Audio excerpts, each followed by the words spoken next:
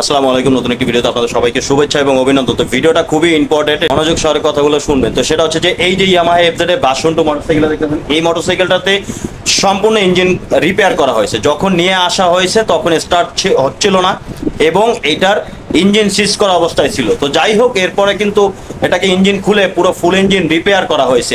আমাদের এখানে রিপেয়ার করা হয়েছে।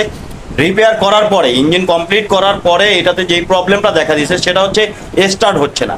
তো স্টার্ট যেহেতু হচ্ছে না, এর জন্য কিন্তু ফুয়েল পাম্প চেক করা হয়েছে, ক্লিন করা হয়েছে। ফুয়েল পাম্পের যে প্রেশার সেটাও ঠিক আছে এবং ফুয়েল যে ইনজেকশন আছে, ফুয়েল ইনজেকশন থেকে ফুয়েলের যে সাপ্লাই ফ্লো সেটাও ঠিক আছে। দুইবার করে 3বার করে চেক করা হয়েছে খুলে বারবার, কারণ যেহেতু স্টার্ট নিতেছে না। এবং কারেন্ট সাপ্লাই, যে সবচেয়ে মজার বিষয়, কারেন্ট সাপ্লাই কিন্তু আসতেছে।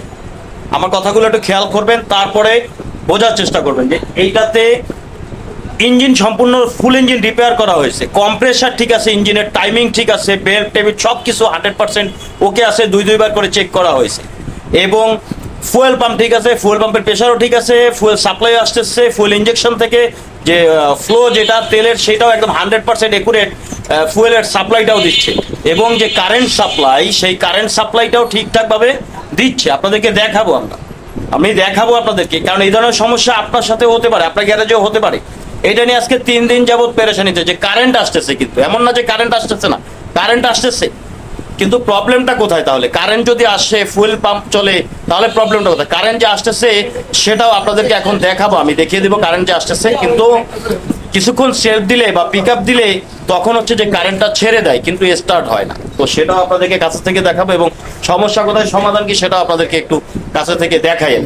যারা চ্যানেল নতুন অবশ্যই চ্যানেলটিকে সাবস্ক্রাইব করবেন, যারা অলরেডি সাবস্ক্রাইব করেছেন তাদেরকে অসংখ্য ধন্যবাদ। চলুন ভিডিওটা শুরু করা যায়। তো যেহেতু যেমনটা সেলফ দিলে কারেন্ট আসে, যখন থ্রোটলটা দেওয়া হয়, পিক আপটা হালকা দেওয়া হয়, তখন কিন্তু কারেন্টটা ছেড়ে দেয় বা চলে যায়।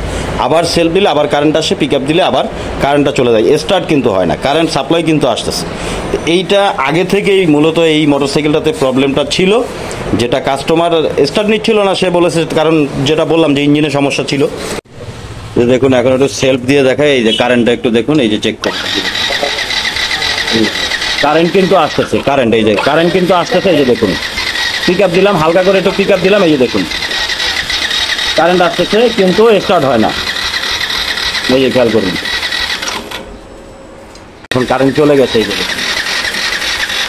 এই যে দেখুন কারেন্ট চলে গেছে, পিক আপ দেওয়ার পরে আবার আসছে।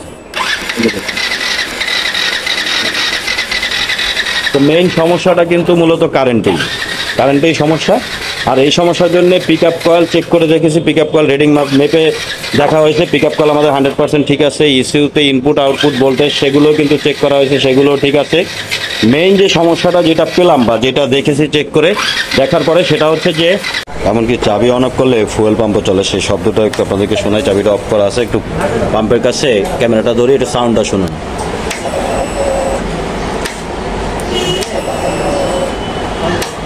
ফুয়েল পাম্প কিন্তু চলতেছে, যেমনটা শব্দ শুনুন, ফুয়েল পাম্প চালু আছে। বাট ফুল ইঞ্জেকশন যেটা আছে, এখানে যে ফুয়েলের লাইন বা প্রেশার সেটাও কিন্তু 100% ওকে আছে। এবং ফুয়েল ইঞ্জেকশন থেকে 2বার খুলে চেক করে দেখেছি, এখান থেকে একদম ঠিকঠাকভাবে ফুয়েল সাপ্লাই আসতেছে, কারেন্টও কিন্তু আসতেছে, তারপরে কিন্তু স্টার্ট নিতেছে না।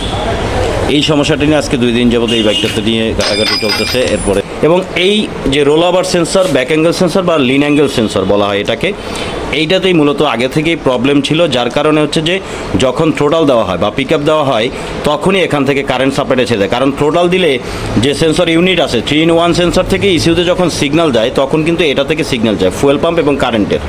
তো এইটা মূলত মেইন প্রবলেম ছিল। আর এটার কাজ হচ্ছে বাইকটা যদি কোনো দিকে পড়ে যায় তাহলে কারেন্ট সাপ্লাইটা অফ করে দেওয়া বা স্টার্টটা বন্ধ করে দেওয়া, এটার কাজ ফুয়েল পাম্প এবং ফুয়েল ইঞ্জেকশনের সাপ্লাই বন্ধ করে দেয়।